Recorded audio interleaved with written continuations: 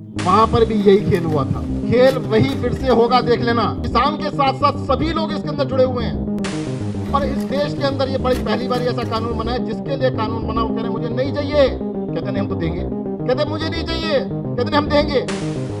जनता क्या कह रही है, मुझे क्या फर्क पड़ता है जी। आदमी को लगता है कि मेरे से डायरेक्टली थोड़ा छीने हैं, अरे रोज छीन रहे हैं आपसे। जिस दिन ये दाल आपको 200, 250, 300 रुपए किलो मिलेगी तो आपको पैसे एक एक घर वाले को देने पड़ेंगे, एक एक आदमी को देने पड़ेंगे। जब खेत में किसान दाल उगाएगा, उसको कहा जाएगा कहीं भी बेच लो, पूरे देश में बेच लो, पर बेचेगा कहां। देखिए 10 एकड़ का किसान 10 एकड़ की खेती कर रहा है, इतनी बड़ी जगह है, और उसको दिल्ली में आके मजदूरी करनी पड़ती है। उसका कारण है कि धान की खेती में खर्चा आता है 1200, 1400, 1500 रुपए क्विंटल। एमएसपी का रेट है 1850 रुपए। अगर 1850 में बिक जाए तो 300, 350 का प्रॉफिट हो जाएगा। परंतु बिहार में क्योंकि मंडी नहीं है, एमएसपी पे बिकता नहीं है, वो बिकता है 1100 रुपए में, यानी 400, 500 रुपए का घाटा हो रहा है। अब वो घाटा तो करेगा नहीं, बेचारा मजदूरी करेगा। इसलिए कहा जा रहा है कि अगर एमएसपी को डिसमेंटल कर दिया गया तो ज्यादातर किसानों को मजदूरी करनी पड़ेगी उन्हीं कॉर्पोरेट्स के पास जिनके लिए एक कानून बनाया गया कॉर्पोरेट खेती का।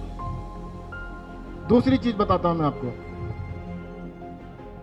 अभी भी कानून ऐसा है कि किसान के ऊपर कोई पाबंदी नहीं है कि वो अपनी फसल को फसल आने पे तुरंत बेच दे। वो चाहे तो अपनी फसल को अपने घर में रख सकता है, चाहे तो अपनी फसल को अपने गोदाम में रख सकता है, चाहे तो 6 महीने रख ले, 1 साल रख ले, 2 साल रख ले, उस पर कोई पाबंदी नहीं है। तो फिर कानून किसके लिए बनाया। छोटा सा एग्जांपल दूंगा, सेब होता है, सेब को आप रखिएगा नॉर्मल टेम्परेचर पे रख लेंगे, 2-3 दिन में खराब हो जाएगा। फ्रिज में रख लेंगे, हफ्ते 10 दिन में खराब हो जाएगा। उसको स्टोर करने के लिए स्पेशल स्टोर चाहिए होता है, इसको कंट्रोल्ड एनवायरनमेंट एटमॉस्फेयर कहते हैं। अब वो किसान बना सकता है क्या। कौन बनाएगा। जब फसल होगी, फसल के समय पे किसान को पता है ये फसल तो 7 दिन में खराब होने वाली है, 10 दिन में खराब होने, इसको बेच कर खत्म करो। और वही व्यापारी जो है जिसके भंडारण की सीमा को खत्म कर दिया गया, उसको वो 1 साल भी रख सकता है। मैं आपको एक और किस्सा बताता हूं। आपको याद होगा 2015-16 में दालों के रेट किसी को अंदाजा है कितने गए थे। 200 रुपए किलो। वहां पर भी यही खेल हुआ था। खेल वही फिर से होगा, देख लेना। जब दालें उगेंगी, जब खेत में किसान दाल उगाएगा, उसको कहा जाएगा कहीं भी बेच लो, पूरे देश में बेच लो। आपके लिए पूरा देश मार्केट है। अब प्राइवेट मंडी में बेचो, प्राइवेट आदमी को बेचो, सरकारी मंडी में बेचो, दिल्ली में बेचो, बंबई में बेचो, कहीं बेच दो, पर बेचेगा कहां। सब जगह रेट तो 30 रुपए किलो होगा, क्योंकि वो व्यापारी उस टाइम पर जब फसल होती है तब अफ्रीका से वो कंटेनर्स में इंपोर्ट चालू कर देंगे, और पूरे देश के अंदर थोक का रेट 30 रुपए किलो होगा। फिर सारा किसान, हर किसान को जब बिकी 30 रुपए में रहा तो बेच देगा। सारा का सारा वही व्यापारी जिसने 100 एकड़ का अपना गोदाम बनाया, एक एक गोदाम, एक नहीं है उसके, पूरे देश में कई सारे हैं, पूरे देश की दालें इकट्ठी कर लेंगे एक जगह पर। अब दाल किसके पास है, एक आदमी के पास, सब व्यापारियों के पास नहीं है। आप में से कई व्यापारी परिवार से होंगे, उसके पास कोई दाल नहीं होने वाली, क्योंकि रेट इतना कम हो जाएगा, 30 रुपए, 32 रुपए, 22 रुपए कर देंगे, तो 30-35 मिलेगा, किसान उसको दे देगा। फिर बाद में जब आप खरीदने जाओगे कितने की मिलेगी, वही 150, 200 रुपए। अभी इसके अंदर ऐसी क्या तकलीफ है कि तुम एमएसपी की गारंटी नहीं दे सकते। किसान ने यही तो कहा कि कानून बना के गारंटी दे दो भाई साहब। बिना कानून के तो जज साहब आपको कोई रिलीफ नहीं दिलवा सकते।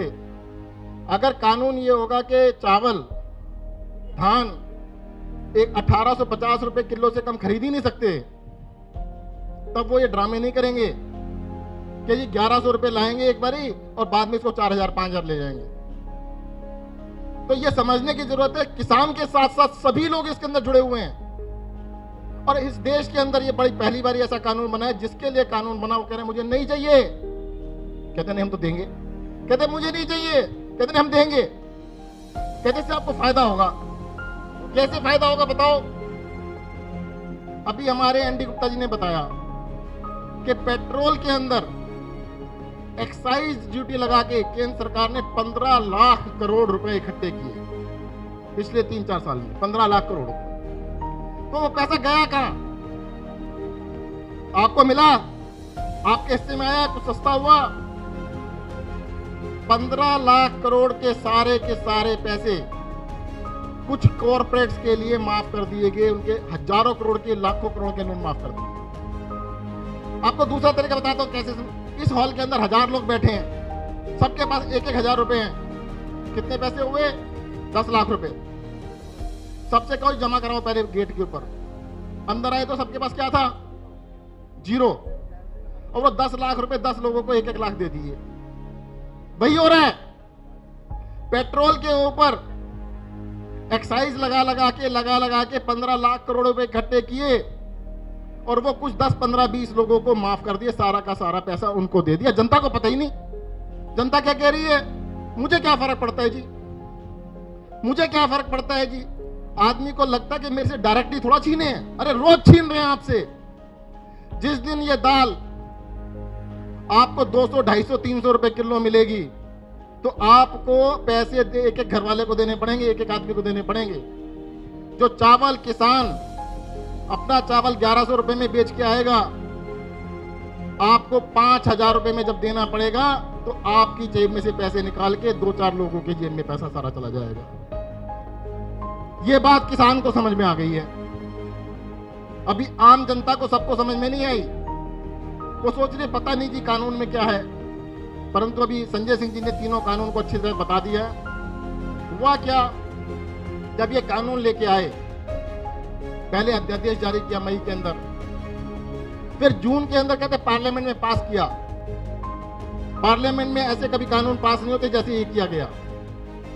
भले नया तरीका निकाला गया, ना कोई बहस ना कुछ, अब बस पास, ना वोटिंग हुई ना कुछ हुआ, पास कर दिया जबरदस्ती। उसी दिन से इन कानूनों का विरोध चल रहा है। जब दिल्ली के अंदर किसानों ने फैसला किया कि हम दिल्ली में जाके जंतर मंतर के ऊपर अपना धरना करेंगे, इस सरकार को सुनाएंगे, तो किसानों ने आना स्टार्ट किया। रास्ते में हरियाणा की सरकार पड़ती है, बीजेपी वालों की सरकार पड़ती है। उन्होंने बॉर्डर पे किसानों को रोक लिया, लाठीचार्ज, आंसू गैस के गोले, वाटर कैनन, सब कुछ चलाई। अब इनका प्लान था कि भाई हरियाणा के आगे नहीं बढ़ने देंगे, कुछ भी हो जाए। फिर उन्होंने एक नया तरीका निकाला, बड़ा आइडिया निकाला। कहते भाई दिल्ली में बड़े बड़े स्टेडियम है ना, कितने बड़े बड़े स्टेडियम है। एक एक स्टेडियम में 10-10 हजार, 20-20 हजार, 25-25 हजार लोग आ सकते हैं।